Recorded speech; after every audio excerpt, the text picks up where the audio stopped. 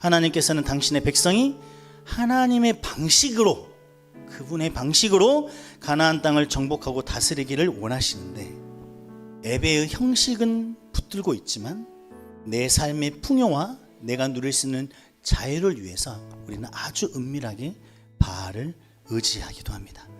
여러분, 바알은 단순히 눈에 보이는 우상이 아니에요. 우리 안에 있는 탐심이고 내가 하나님이 되고자 하는 교만입니다. 내가 하나님이 되어 내가 판단하고 내가 결정하는, 내 인생을 내가 다스리고 싶은 그 뿌리 깊은 죄성이 눈에 보이게 드러난 것이 바알이에요. 바알은 절대로 단순한 우상이 아닙니다. 그리고 하나님을 알리시기 위해서 그 3년이라는 가뭄을 이용하십니다. 누가 그들의 참 신인지, 그들이 다시 기억해야 될 하나님이 누구이신지 고통스럽지만 알리셔야만 했어요. 멈추지 않는 하나님의 사랑이 다시 일하기 시작하는 순간입니다. 3년의 가뭄으로 너무나 괴롭던 그들에게는 바알인지 하나님인지 중요하지 않아요. 바알인지 여호와인지 중요하지 않습니다. 그들은 그들의 목마름을 해소해 줄 그가 그들의 하나님이었다고 생각했기 때문이에요. 언제나 그랬듯이 그들에겐 그들의 필요를 채워주는, 그들을 만족시켜주는 그 존재가 그들의 하나님이었던 것이에요. 그들은 애초에 누가 참심이신지, 여호와 하나님이 그들의 하나님인지 관심이 없어요. 응답하는 자가 하나님이라 이거지. 우리의 가뭄을 해결할 수 있는 자가 하나님이라 이거예요. 그들의 갈증과 고통을 해결해 줄 신, 그를 하나님으로 인정하겠다는 태도를 보이고 있는 것입니다. 그 순간까지 그들은 여전히 해결할 줄 모르고 그들은 여전히 관찰자의 입장이에요. 바알이 뭡니까? 나의 풍요로움과 나의 만족을 위해 존재하는, 즉 나를 위해 존재하는 신이 바알입니다. 그 바알은 죽은 신이고 응답할 수 없습니다. 아무리 제단 앞에서 뛰놀고 소리를 지르고 몸을 상해도 응답할 수 없어요.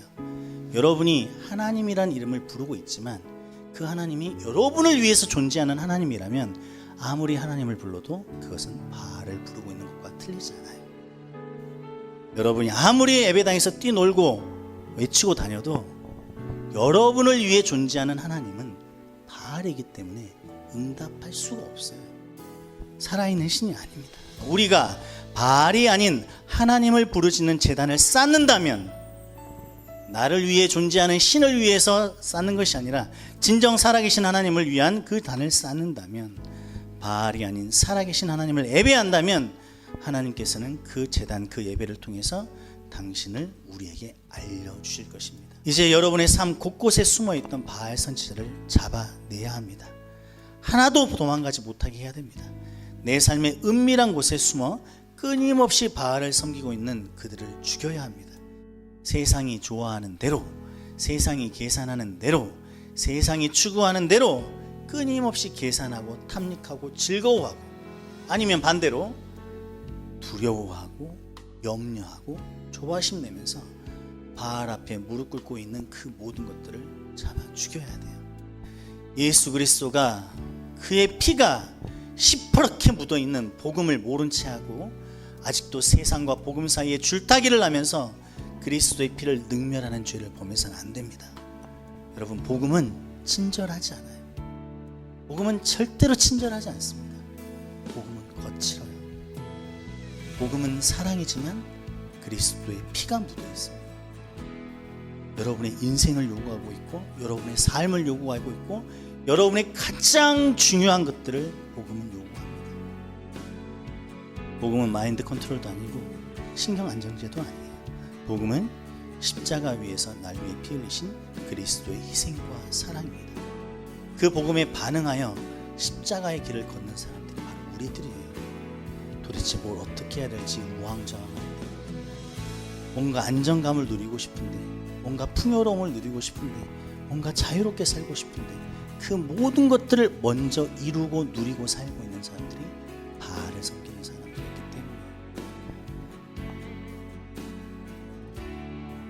때문에, 나를 위해서 존재하는 신, 그 신을 섬기는 것은 바알을 섬기는 것과 똑같다는 것을 명심하셔야 돼요. 핵심은 바로 그거예요. 하나님이 나를 위해 존재하는가?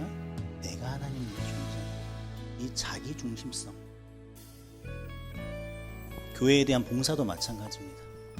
내가 봉사하고 내가 섬기고 내가 헌신하고 그걸 결정하는데 하나님은 아무런 영향력을 끼치지 못해. 그래서 내가 그만두고 내가 공동체를 떠나고 내가 홀로 사는데도 하나님은 아무런 영향을 끼치지 못합니다.